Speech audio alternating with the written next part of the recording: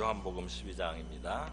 신약성경 요한복음 12장 20절로 33절.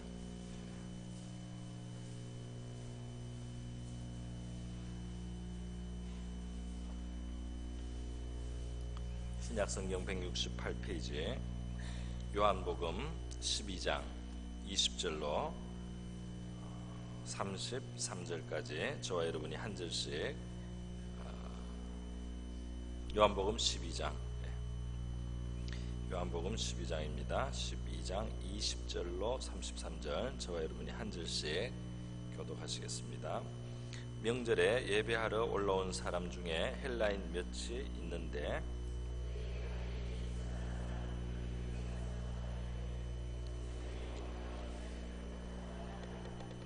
필립이 안드레에게 가서 말하고 안드레와 필립이 예수께 가서 여쭈니 내가 진실로 진실로 너에게 이르노니 한 알의 밀이 땅에 떨어져 죽지 아니하면 한 알 그대로 있고 죽으면 많은 열매를 맺느니라.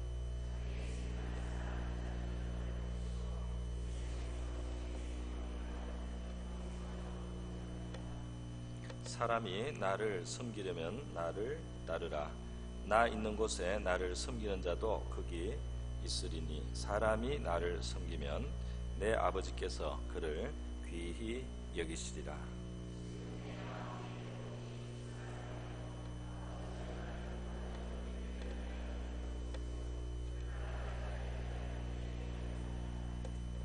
아버지여, 아버지의 이름을 영광스럽게 하옵소서 하니 이에 하늘에서 소리가 나서 이르되 내가 이미 영광스럽게 하였고 또다시 영광스럽게 하리라 하시니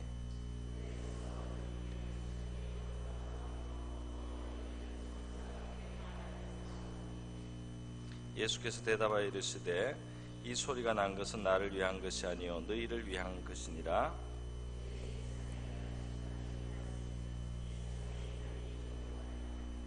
내가 땅에서 들리면 모든 사람을 내게로 이끌겠노라 하시니 죽음으로 죽을 것을 보이심이로라. 아멘.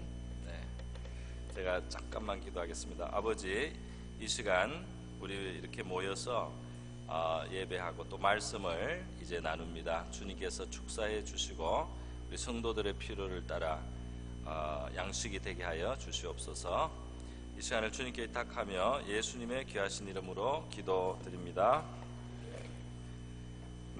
오늘 이 시간 한날의 미리 되신 예수님이란 제목으로 말씀을 나누겠습니다. 우리 바로 다음 주가 이제 고난주간이 되고요. 고난주간 또 특별 새벽 기도를 하게 되고 이번 고난주간의 그 주제는 사랑하는 주님의 발자취를 따라 이렇게 지금 되어 있죠. 사랑하는 주님의 발자취를 따라. 오늘 이 본문과 오늘의 이 제목도 이 고난주간의 하나의 그 시작이라고 할까요? 어떤 그 예고와 같은 주제 이어지는 맥락의 말씀이라고 할 수가 있겠습니다. 오늘 이 말씀을 보면요, 예수님께서 그 죽어지는 한 알의 밀알, 땅에 떨어져서 죽는 한 알의 밀알에 대해서 말씀을 하시고 그것이 그 죽어서 많은 열매를 맺는다는 24절의 말씀을 그 중심으로 하고 있습니다. 예수님을 본인에 대한 말씀인데요. 이제 예수님께서 그 죽음에 대해서 예수님 바라보고 계신 거죠. 33절에 보면 이렇게 말씀하시면 자기가 어떠한 죽음으로 죽을 것을 보이심이로라 이렇게 말씀했어요. 그래서 예수님의 그 죽음에 대해서 예수님이 보고 계십니다. 그런데 오늘 예수님이 본인의 그 죽음에 그리고 그 죽음이 가져올 열매에 대해서 이제 말씀하시는 그 주변 상황을 우리가 함께 생각해 보고요. 그리고 오늘 이 말씀을 좀 더 깊이 또 들여다보면서 우리가 한번 교훈과 또 주님에 대한 그런 깨달음을 받을 수 있는 시간이 되었으면 좋겠습니다. 오늘 예수님이 이런 말씀을 이제 하시는데 보면 이 흐름이 하나 있어요. 그게 뭐냐면 헬라인들이 와서 몇 사람의 헬라인들이 예수님을 만나고자 했다는 것입니다. 그것이 이제 그 배경이 돼요. 그래서 예수님의 제자들이 있는데 제자 빌립이나 안드레 같은 사람들을 헬라 사람들이 와서 부탁을 하는 거죠. 예수님을 만나게 해달라고. 이 빌립이라는 그 이름하고 안드레라고 하는 이 이름 자체가 헬라식 이름입니다. 그러니까 그 당시에 벌써 세계가 많이 그 지중해 연안의 나라들이 합치기도 하고 정복되기도 하고 문화가 전파되기도 하고 이렇게 하면서 서로 영향을 줬어요. 그래서 요즘은 우리 한국에도 이름이 우리 그 한국식이 아닌 미국식, 그러니까 이 뭐 영어에 있는 이름 같은 걸 가져오지 않습니까? 사라라든지 또 어떤 아이들은 에스더 그런 이름도 가지고 또 다니엘 이런 이름을 가진 우리 한국 사람들이 있지 않습니까? 이 빌립이라는 이름도 바로 이 헬라식 이름이에요. 필립이라는 필립 이런 그 헬라 이름을 이제 우리 한글식으로 빌립이라고 적었는데 안드레도 그렇고 지금 헬라식 이름을 가진 사람들, 헬라적인 어떤 그 문화나 배경을 가진 예수님의 제자들이 있습니다. 그 사람들을 이 헬라 사람들이 정말 그리스 사람들이 접촉을 해서 예수님을 만나려고 했단 말이죠. 이 헬라 사람들은 명절에 그 뭐 유월절이라든지 무교절이라든지 뭐 이런 그 명절에 이스라엘에 와서 예루살렘에 와서 하나님을 예배하려고 하는 이방인이지만 이스라엘의 하나님을 참 하나님이라고 그렇게 인정하는 경건한 사람들입니다. 그런 사람들이 지금 예수님을 만나려고 예수님의 제자들 중에 헬라적인 그런 배경을 가진 예수님의 제자들을 접근을 해서 부탁을 하는 겁니다. 그러니까 이렇게 유대인이 아닌 헬라 사람들, 이방인 중에서도 그 세상의 어떤 철학이나 또 어떤 그 세상 당시의 어떤 문화의 주류를 이루고 있었던 이 헬라 사람들이 예수님을 찾는 바로 이런 그 장면에서 예수님께서는 23절에 보면 먼저 영광에 대해서 이야기를 하셨어요. 영광을 얻을 때가 왔도다. 인자가 영광을 얻을 때가 왔도다 그랬어요. 인자라는 것은 예수님이 그 자기 자신을 가리키는 말씀이죠. 예수님이 이제 자기가 영광을 받을 때가 됐다 이렇게 말씀을 하시는 겁니다. 그래서 그 헬라 사람들이 나온 것과 예수님이 이제 영광을 얻을 때가 됐다 이렇게 말씀하시는 거, 이것이 지금 이렇게 흐름이 이어지고 있어요. 그런데 예수님은 영광에 대해서 이야기를 하시자 말자 바로 죽음에 대한 이야기를 하신다는 겁니다. 24절에 바로 한 알의 밀이 땅에 떨어져 죽는 이야기, 그 죽음으로써야 많은 열매를 맺는다는 그 말씀을 하고 있어요. 자, 그래서 헬라 사람들이 찾아왔다. 예수님은 영광의 때가 되었다고 말씀하신다. 그리고 예수님은 죽음에 대해서 말씀하신다는 거죠. 이 세 가지를 우리가 한번 염두에 두고 오늘 말씀을 한번 묵상해 보면 좋겠습니다. 먼저는 이 헬라 사람들이 왔다는 점인데요. 왜 예수님은 이 헬라 사람들이 마치 왔을 때 인자가 영광을 얻을 때가 되었다 이 말씀을 하시는가? 물론 이때는 이제 곧 예수님께서 이제 십자가와 그 다음에 부활과 성천에 그 앞으로 펼쳐질 일들을 이미 바라보시면서 그때를 마음을 지금 준비하시고 있는 바로 그런 시점입니다. 그런데 예수님께서 인자가 영광을 얻을 때가 왔도다 하는 이 말을 헬라 사람들이 예수님께 찾아온 바로 이 상황에서 지금 이 기록을 했다는 겁니다. 그래서 거기에 어떤 의미를 우리가 한번 생각해 보는 것이 좋지 않겠나 싶습니다. 자, 헬라 사람들이 찾아왔다.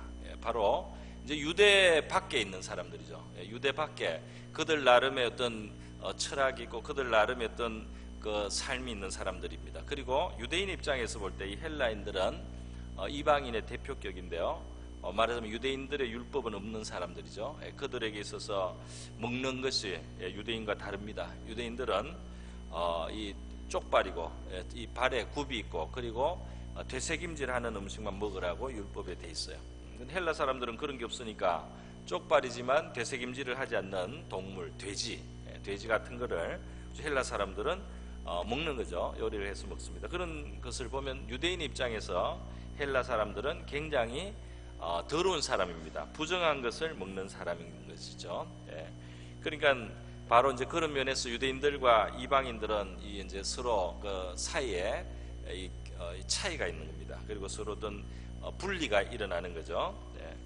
하나님께서 어떤 깊은 뜻을 두고 그런 것을 구약 시대에 이제 주시고 신약 시대에는 그런 음식법을 또 폐지를 해 주셨어요. 그런데 요 시간 예수님이 아직 십자가 지기 직전까지 이 율법은 그대로 있습니다. 그래서 예수님 자신도 이제 율법을 지키고 있어요. 예수님의 제자들도 돼지고기 안 먹습니다. 이때까지는. 그런데 이 부정한 헬라 사람들이 와서 예수님을 만나고자 한다. 이들은 하나님을 찾는 사람들인데 그들이 예수께 관심을 가지고 예수를 배우고자 한다. 그러니까 그동안 유대인들이 볼 때는 자기들 중에 쳐주지 않던 사람들, 부정하다고 이렇게 좀 자기들보다 낮추어 보던 사람들입니다. 그런 이방인들이 예수께 나온 바로 이 순간 예수님께서 인자가 영광을 얻을 때가 왔다, 이렇게 말씀을 하신다는 겁니다. 자, 여러분, 예수님께서는 이 십자가를 지시고 그 다음에는 죄를 청산하시고요, 그 다음 부활하셔서 하나님의 아들이신 것이 증거되고 그 다음 승천하시고 보좌 우편에 올리우셔서 정말 영광을 받으십니다. 그러나 이 맥락에서 우리는 이렇게도 한번 볼 수가 있어요. 뭐냐면은 이 주님께는 말이죠, 이 유대인들만의 예배와 경배, 유대인들만 예수님을 믿는 것으로 그 주님의 영광은 충분하지가 않은 것입니다. 주님의 영광은 이방인이었던 헬라인들도 주님을 알게 되고 주님을 메시아로 그들이 인정하게 되고 이 주 예수를 그들이 경배하게 될 때 정말 주님이 영광이 온전해지는 그런 때가 아니냐 말입니다. 그러니까 우리 주 예수 그리스도의 그 영광이 이전에 그냥 주님을 가까이 하던 사람들, 그리고 하나님 성전에 들어올 수 있었던 사람들뿐 아니라 이전에는 그 성전의 뜰에 밖에까지 들어오지 못하고 또는 어떤 그 차별이나 차이에 의해서요, 그 거리감이 있고 좀 멀리하고 있던 바로 그들이 이제 예수께로 가까이 나와서 하나님의 그 이스라엘 종교의 사실 이 핵심이 그 이스라엘 그 신앙의 수천 년 역사에 제일 그 핵심과 중심이 되는 바로 그 주인공이 예수 그리스도신데, 바로 그 예수 그리스도, 이스라엘에게 주신 그 신앙의 도리의 핵심에 있는 바로 그 예수 그리스도를 이방인들이 이제 찾아와서 그 예수를 만나려고 하고 그 예수를 알려고 하고 그 예수에게 들으려고 하는 바로 이것이 정말 하나님의 아들의 이제 영광의 때라는 겁니다. 우리가 이거를 한번 이렇게 적용을 해볼 수 있을 것 같아요. 우리 신앙생활과 이 교회 생활에서요, 이 교회는 이전에 멀리 있던 사람들이, 이전에 어떻게 좀 인정을 못 받던 사람들이 들어와서 말이죠, 이들이 가까운 곳으로 중심으로 들어오고, 그들이 이전에는 부정하게 여김을 받았거나 무시를 당하거나 이랬던 사람들이 들어와서 주님이 있는 바로 그 가까운 곳에, 바로 주님이 계신 그 신앙의 중심으로 들어오는 이런 일들이 있어야만 우리 주님께는 영광이 되는 줄로 믿습니다. 이 세상에서 우리 하나님께서 정말 기뻐하신 것이 있어요. 그게 뭐냐면은 사도행전 13장에 나오는 안디옥 교회가 아니겠습니까?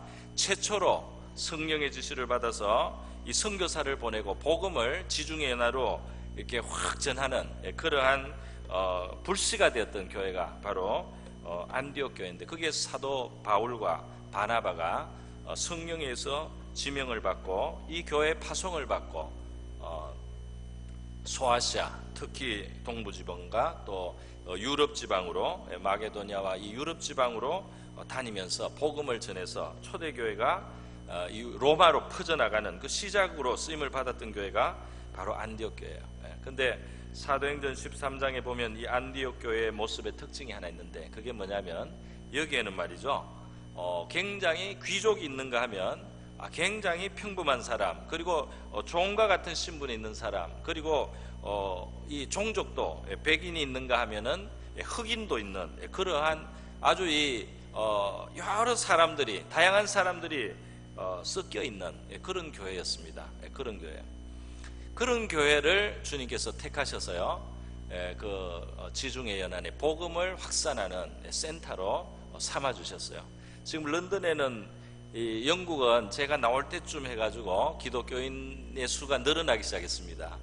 그 늘어나는 것은 영국 백인들보다도 사실은 그 이주해 가는 유럽이나 또 여러 지역에서 우리 아시아나 여러 곳에서 들어가는 사람들이 크리스찬들이 많아요.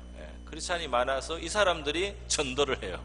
이 사람들이 교회를 채웁니다. 그래서 이 교회가 비어가다가 그런 사람들로 교회가 차고 오히려 전도하는 일이 또 많아졌다는 거예요. 그게 이제 근년에 일어난 일들인데요. 런던에 가면은 굉장히 왕성한 교회들이 있어요. 런던은 세계에서 제일 그 종족이 많은 그런 대도시 중에 하나입니다. 그런데 가면은 그 이제 인종별로 교회가 있기는 하지만 그 인종별로 있는 교회도 자꾸 사람들이 섞여요. 자꾸 섞입니다. 그러니까 제가 있던 우리 그 레딩 교회만 해도 거기에 영국 사람들이 4-5명이 예배를 같이 드리고 그 집사를 하고 말이죠. 그리고 일본 사람도 와서 예배를 드리기도 했고 여러 사람들이 자꾸 왔다가 프랑스 사람도 와가지고 같이 있고 그렇게 예배를 드렸는데요. 이 런던 같은 곳에 하나님이 은혜를 많이 부어주시는 교회를 보면요, 사람들이 다양한 사람들이 섞여 있는, 그리고 그 다른 사람을 받는 그 교회들이 사실은 그 생명력이 있습니다. 그 참 이상해요. 이 육신의 그 세계도요, 이 피가 자꾸 이렇게 섞여야지 사실은 이 건강해집니다. 이 피가 서로 안에 이렇게 모여서 가까운 사람들끼리의 피만 자꾸 섞이면은 이 병이 들어요. 피는 멀리 있는데 하고 자꾸 이렇게 섞여야지 이 종족이 건강해지고 강해집니다. 지금 유럽에서 제일 키가 큰 사람들이 어디냐면 네덜란드 사람이에요. 남자들의 키가 180 얼마예요. 평균이 180 얼마인지 정확하게는 모르겠는데 키가 제일 크고 건강한데 화난 사람들은 평균 한 서너 가지 언어를 씁니다. 그러니까 나라가 독일 쪽에 붙어 있고 프랑스 쪽에 붙어 있고 요렇게 있어가지고 이 사람들은 말이 여러 가지 말을 학교에서 그냥 어릴 때부터 배워야 돼요. 그렇게 하는데 사실은 피도 많이 섞인 겁니다. 그래서 이 사람들이 굉장히 키도 크고 여러 가지 뛰어난 점들이 나라는 조만한데 굉장히 그 나라가 여러 가지로 발전돼 있습니다. 이거는 이제 육신적인 세계 현상인데요. 영적으로도 말이죠. 주님께서 이 그 자기를 경배하고 따르는 제자들의 무리를 볼 때 이 유대인들만 자기를 경배하는 거, 물론 그것도 귀하죠. 그러나 이제 때가 되었을 때 인자의 영광이 온전하게 될 때는 말이죠, 저 유대인들이 볼 때는 부정하게 여겼던 그 헬라 사람들이 와서 예수를 찾고 예수의 가르침을 받으려고 하고 이제 예수를 믿게 되려고 할 이 순간에 주님께서는 인자가 영광을 받을 때가 왔다, 이런 말씀을 한다는 겁니다. 이것은 우리에게 어떤 의미를 갖습니까? 교회가 정말 교회답게 되고 교회가 건강하게 되고 교회가 주님 앞에 영광을 돌리는 교회가 될 때 성도들은 마음을 넓혀야 돼요. 마음을 넓혀야 돼요. 이전까지는 유대인들끼리만 잘 믿었습니다. 그런데 이제는 헬라인들이 주님 앞에 나오는 것을 기쁘게 여기고 그들을 주님 앞으로 인도하고, 그들이 정말 이들은 주님 앞에 나갈 수가 없을 것 같았던 그런 사람들이 주님 앞에 나와서 주님의 제자가 되고 주님 앞에 충성할 수 있는 이런 여건이 되고 환경이 되고 그렇게 바뀌어 나갈 때 이것이 주님이 볼 때는 상당히 만족스럽고 하나님 앞에 합당한 영광이라는 것입니다. 예수님은 창조주 아니십니까? 온 인류의 심판장 아니십니까? 어떻게 한 종족이 그를 섬기는 것으로 그분의 영광이 충분할 수 있겠습니까? 우리가 어떻게 우리 그냥 주님을 이전까지 잘 믿었던 우리가 그 주님을 섬기는 것만으로 우리 주님이 받으시는 섬김과 영광이 온전할 수 있겠습니까? 이전에는 주님을 잘 모르고 주님을 잘 섬길 줄도 모르고 저 변두리에 있었던 사람들이 주님 앞으로 더 가까이 나와서 주님을 알게 되고 주님을 배우게도 되고 주님을 찾게도 되고 그리고 주님을 잘 알아가게도 되고 그리고 교회에서 주님을 섬길 수 있는 이러한 기회와 환경이 넓게 열려야만 이 교회가 주님 앞에 영광을 돌리게 될 줄로 믿습니다. 그래서 말이죠, 이 제자들의 마음이 만약에 감히 어떻게 헬라인들이 주님 앞에 놓느냐, 이 생각 틀린 거예요. 어린아이들이 어떻게 주님 앞에 놓을 수 있느냐, 이 생각 틀린 겁니다. 어떻게 저 죄지은 여자가 예수님 앞에 와서 그 발을 만질 수 있느냐, 이 생각 틀린 겁니다. 이 사람들이 다른 사람을 판단을 하는 거죠. 그죠? 판단하고 또 낮춰보고 말이죠. 부정하다고 생각하고 자격이 없다고 우리가 선을 긋고 우리가 줄을 그어서 그들이 주님 앞에 가까이 나오는 것을 우리가 방해하면은 주님의 영광이 충만해주는 것을 방해하는 자가 되는 거예요. 그렇지 않습니까? 저 죄 많은 여자가 말이에요. 감히 주님 뒤에 서서 그 눈물을 막 흘리고 그 머리털을 막 이렇게 하고 입으로 막 그 발에 입을 맞추고 말이죠. 저 더러운 여자가 주님 앞에 나왔는데 주님이 거룩한 자면 당장 그 여자를 그냥 물리쳐야지, 이렇게 생각하는 사람은 주님하고 생각이 멀리 떨어진 사람입니다. 주님은 그 여인이 자신을 그렇게 영접하는 걸 너무 기쁘게 여기셨어요. 그 영접을 정말 귀한 영접이라고 보셨어요.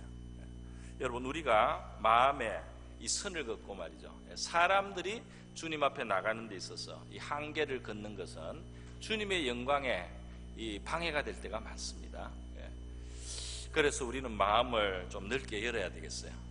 이전에는 좀 이렇게 이렇게 좀 선을 그어서 말이죠, 이 사람들은 아직은 아니다, 저 사람들은 아니다, 이렇게 생각했던 이 선을 좀 열어서 주님 앞으로 가까이 나올 수 있도록 열어주고 나올 수 있도록 하는 이러한 모습이 돼야 되지 않겠나. 교회는 이렇게 수용성이 있고 포용성이 있고 관용성이 있을 때 말이죠, 건강하게 되는 줄로 믿습니다.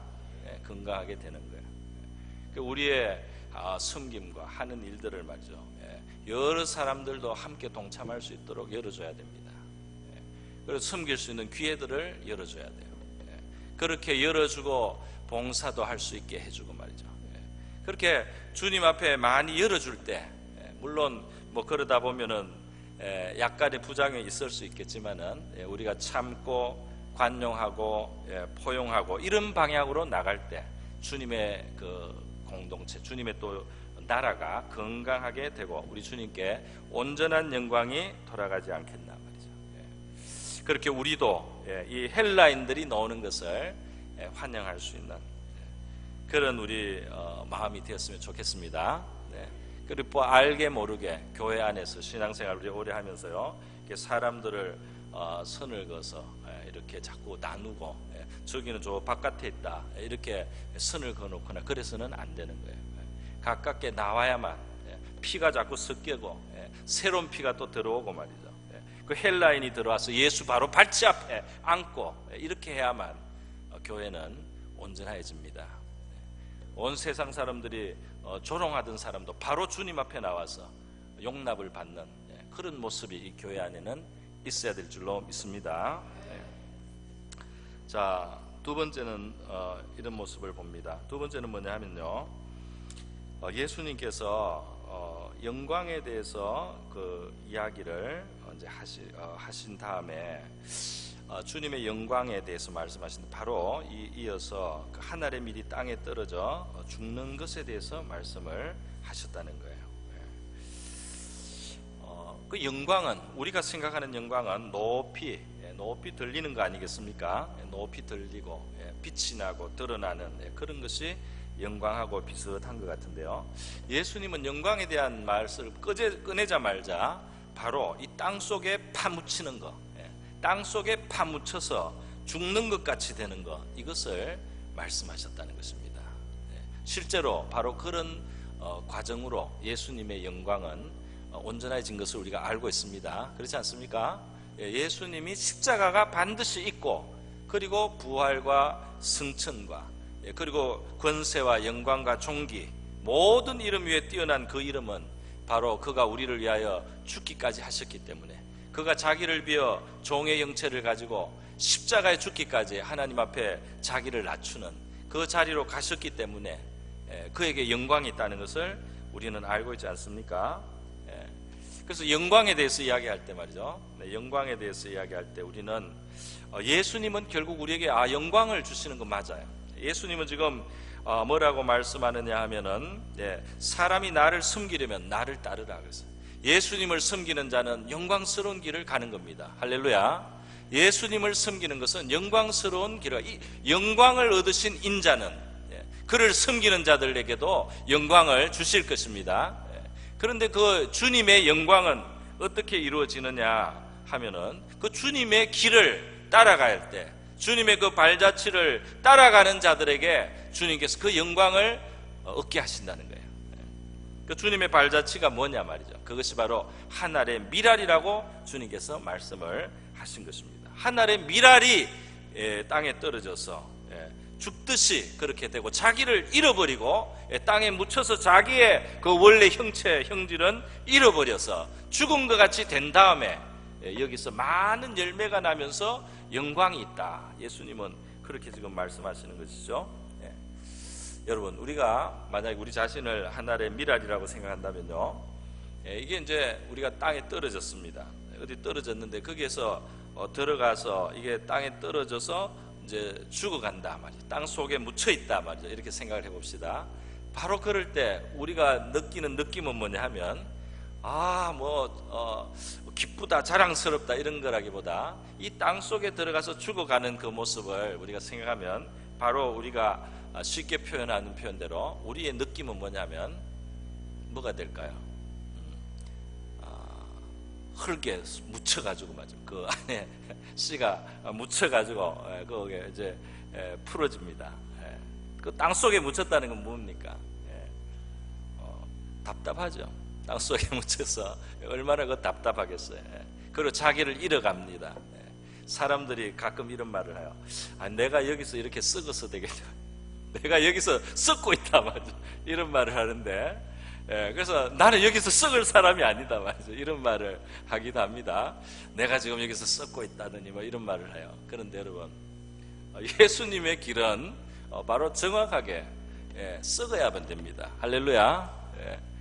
정말 정확하게 썩어야만, 죽어야만 그 영광의 길이 열리는 겁니다. 할렐루야. 예수님의 그 삶과 죽음이 위대했어요. 얼마나 많은 영혼들이 그로 말미암아 구원을 받았습니까? 저주에서 벗어났습니다. 사망의 권세가 깨지고 사탄의 권세가 깨지고 그 사탄의 지배 속에 거기에 눌려있던 수많은 영혼들이 노임을 받고 하나님의 나라로 옮겨지는 놀라운 역사가 일어났어요. 그런 놀라운 역사로 구원을 받고 죄사함을 받고 하나님의 자녀가 된 이 수많은 영혼들이 그 일을 이루신 예수 그리스도를 영원히 찬양합니다. 할렐루야. 예수님은 영원히 찬양을 받으세요. 그 영원히 받을 그 찬양이 어디에서부터 왔느냐는 겁니다. 그분이 땅속에 묻혀서, 답답하게 묻혀서, 예수님이 답답하다는 말씀을 성경에서 여러 번 하셨어요. 내 심령이 답답하다 말이에요. 지금 그 져야 될 그 고난과 십자가의 길이 있습니다. 거기에 비난과 조롱을 당하고 가장 위대한 하나님의 뜻을 수행하면서도요, 사람들에게 한 번도 인정을 못 받는, 하나도 사람들이 알아주지 않는, 그리고 그 제자들마저도 지원을 하지 못하는 그 외롭고 고독한, 그리고 오해받는 자리에 예수님이 아버지의 뜻을 위해서 그 자리에 서 계셨던 겁니다. 할렐루야. 그 십자가에 달려있는 바로 그 현장이에요. 예수님이 십자가에 달려 있었기 때문에 저와 여러분은 구원을 받습니다. 그렇지 않습니까? 예수님이 십자가에 달려 있었기 때문에 수많은 죄인들이 죄의 사슬에서 사탄의 권세에서 노임을 받고 말이죠.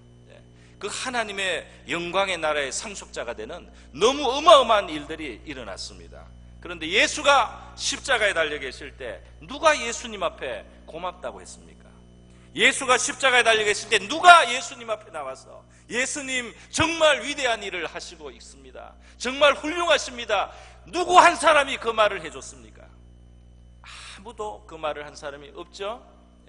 예수님이 가장 위대한 하나님의 일을 행하실 때 말이죠, 한 사람도 예수님을 칭송한 사람은 없었어요. 예수님이 하는 일을 인정해주는 사람은 없어요. 모두 조롱입니다. 비웃음입니다. 입을 삐죽거렸다고 되어 있습니다. 너 자신이나 구원해라 말이지, 너 못났다 말이지. 그리고 예수님의 제자들은 그거는 아니지만은, 그러나 예수님의 제자들이 기껏 생각하는 것은 우리 주님이 왜 이렇게 무력할까? 우리 주님이 왜 이것밖에 안 될까? 왜 우리 주님은 저렇게 힘없이 달려있나? 우리 주는 왜 이렇게 실패자로 끝나나? 이럴 뿐이 아닌데 왜 이렇게 실패자가 되었나? 이런 생각이죠. 그러니까 기껏해서 받은 최고의 평가는 그 정도입니다. 왜 이것밖에 안 되냐? 그건 최고의 평가, 예수님이 십자가에서 받으신. 그리고 나머지는 니나 구원하지 그동안 뭘 구원한다고, 네가 뭐 하나님의 아들이라고 그랬냐? 아주 조롱하고 비웃었습니다. 여러분, 예수님의 십자가의 이 죽음은 말이죠, 아무도 칭찬은 안 했는데 오직 그 가치를 아시는 분은 한 분밖에 없으셨습니다. 누구십니까? 그 잔을, 쓴 잔을 받으라고 하신 분은 하나님 아버지 한 분만 계신 겁니다. 그렇지 않습니까? 죄가 전혀 없는 자가 아버지의 뜻으로, 아버지의 뜻으로 희생의 그 가치와 의미를 담아서 그 고난을 당하고, 당할 필요가 없는 사람이 그 고난을 당한 그 값으로 하나님의 구원이 이루어집니다. 할렐루야. 그래서요, 우리 성도들의 삶 속에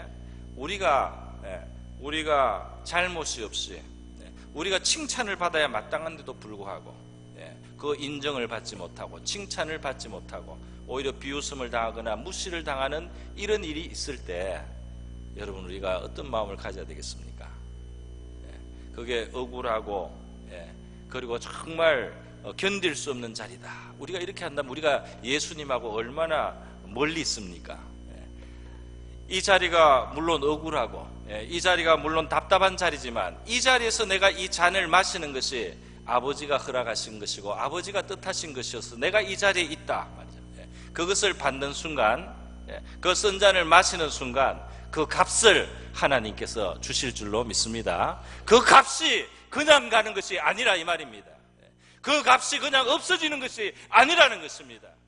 하나님을 생각함으로 애매한 고난을 참는 자들에게 주님께서 주시는 영광이 있다 이 말입니다. 그래서 이것이 하나님의 방법이에요. 하나님의 방법이에요. 그래서 나는 주님을 좀 섬기려고 하고 하나님을 좀 잘 섬기려 하는데 왜 사람들이 몰라주는가? 왜 사람들이 내 신경을 걸려? 왜 저 사람들은 나에게, 내가 좀 잘하려고 하는데 왜 이렇게 나를 답답하게 하는가? 이렇게 자꾸 우리가 생각하면은 예수님하고 멀리 있습니다.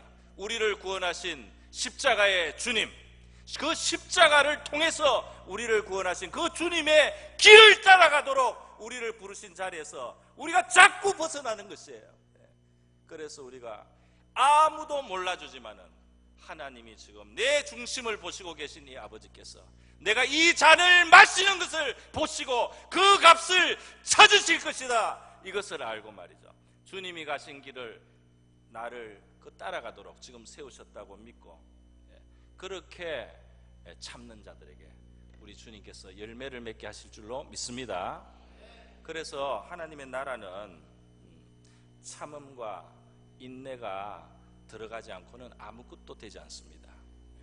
예수의 나라는 예수의 환난과 예수의 참음의 앞뒤로 둘러싸여 있어요. 요한계시록 1장 9절이죠. 사도 요한이 나는 예수의 환난과 예수의 나라와 예수의 참음에 동참하는 자다 그랬습니다. 예수의 나라만 달랑 있는 게 아니에요. 사탄을 이기고 사람을 구원하고 사람을 살리는 예수의 나라는 그 앞에 환난도 있고 그 뒤에 참음도 있는 겁니다. 예수의 환난에 동참하고 예수의 참음 같은 참음을 우리가 닮아가면서 예수의 나라가 우리 속에 임하는 겁니다. 할렐루야. 예수의 나라가 그렇게 해서 우리 가운데 힘있게 나타나는 거예요. 여러분, 그래서요, 우리 주님께서 바로 그 가신 그 길입니다. 우리에게 나를 섬기려면 나를 따르라. 할렐루야. 그래서 그 길을 알았기 때문에 예수님의 제자들이 핍박을 당하고 또 옥에 갇히기도 하고 그랬지만은 그것 때문에 그들이 절망하거나 낙심한 것이 아니죠.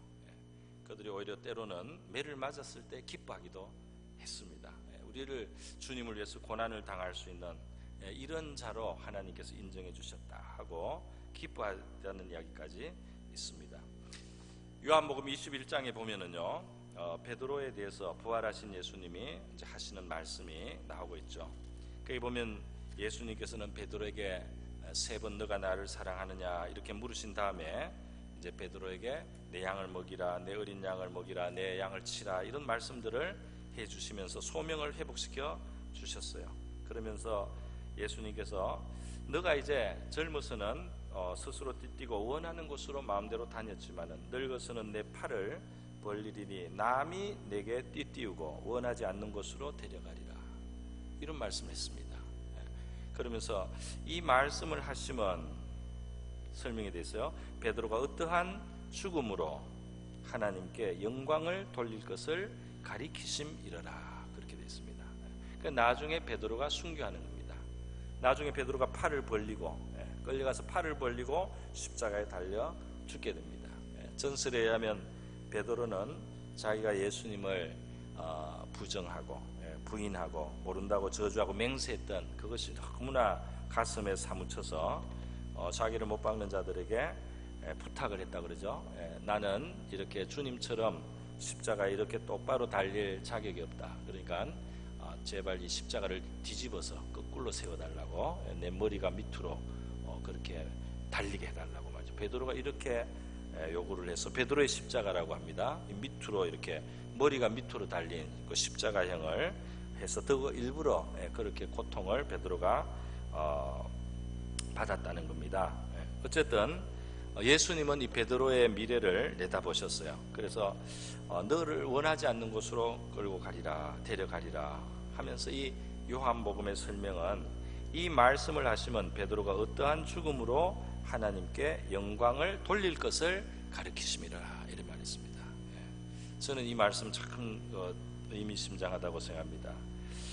이 말씀을 하시면 베드로가 어떠한 죽음으로 죽을 것을 말함이라, 이렇게 할 수도 있는데요. 그냥 어떻게 죽을지 말하는 것이다, 이렇게 말해야 되는데 여기서는 어떠한 죽음으로 하나님께 영광을 돌릴 것을 가리키심이라 그랬어요. 그러니까 영광을 돌린다는 말을 이 죽음과 연결을 시켰습니다. 할렐루야. 예수님도 지금 영광에 대해서 이야기한 다음에 바로 미랄이 죽는 것에 대해서 이야기하지 않습니까? 바로 그렇잖아요. 여기에 요한복음 21장의 설명이 바로 그거예요. 베드로가 죽음으로써 하나님 앞에 영광을 된다. 우리는 하나님께 언제 영광을 돌리는가? 언제 영광을 돌리는가? 우리가 큰 일을 이루어서 많은 사람들이 박수를 치고 많은 사람들이 알아주고 많은 사람들이 환호를 하면 표창장을 막 주고 나라에서 막 알아주고 이러면은 이것이 영광이 되는가? 모르겠습니다. 그럴 때도 있을 수는 있겠는데요. 그러나 하나님이 보실 때 이 참 무지하고 어리석은 이 세상이 뭐 인정하고 칭찬하고 칭송하는 그것이 어느 정도 가치가 있겠는가? 정말 하나님 앞에 영광다운 영광이라고 하는 것은 피조물이 하나님을 의뢰하고 신뢰하는 가운데 자기를 놓아버리고 자기의 생명을 놓고 죽음을 받을 수 있을 때, 자기를 놓을 수 있을 때, 그것이 우리 하나님 앞에는 참된 영광이 된다. 오늘 본문 우리 요한복음에서는 그렇게 우리가 배우게 됩니다. 다시 말해서요, 영광을 돌린다는 것은 잘 죽어야 하나님 앞에 영광이 된단 말입니다. 우리가 잘 죽을 때 하나님 앞에 진짜 영광을 돌리게 된다는 겁니다.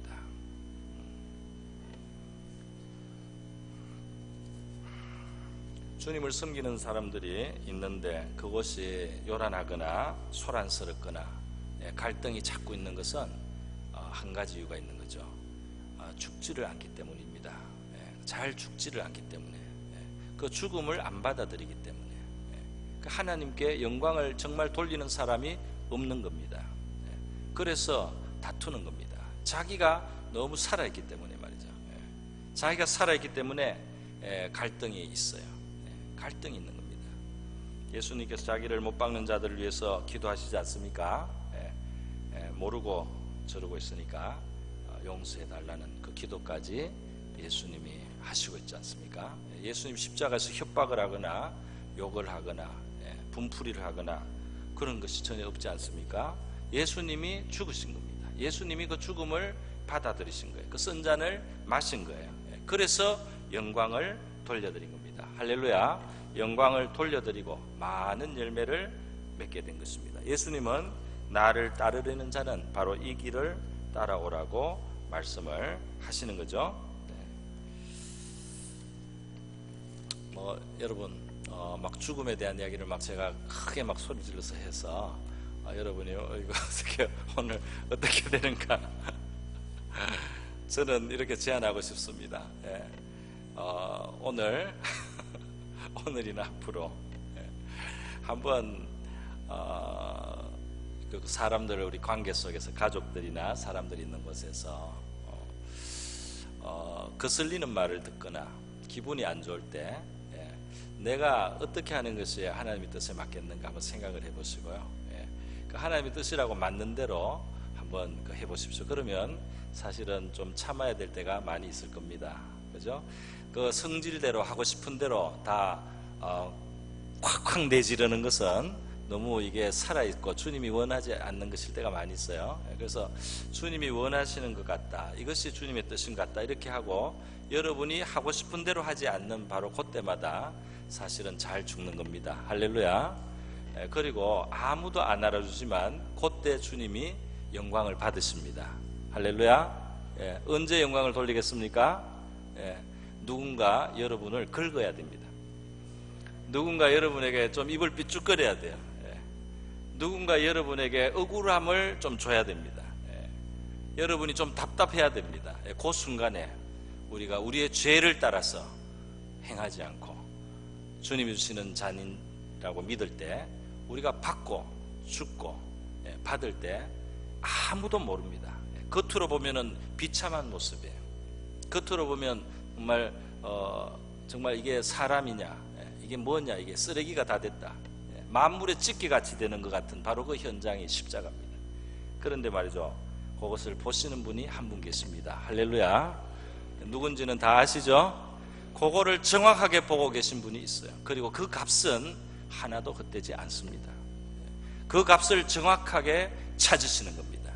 그 영광을 받으신 하나님은 반드시 영광으로 갚으시는 겁니다. 할렐루야. 그래서 사람들이 하나님 앞에 어떻게 영광을 돌리는 건지 모르고 말이죠, 자기식으로 자꾸 높아지려고 하는데 거기에는 영광이 없어요. 거기에는 주님이 주시는 것이 없습니다. 오늘 예수님께서 하신 말씀을 제가 간단하게 하나만 더 생각하고 말씀을 마치는데요, 뭐냐면은 이런 말씀을 하시죠. 예수님께서 뭐라고 하시느냐면은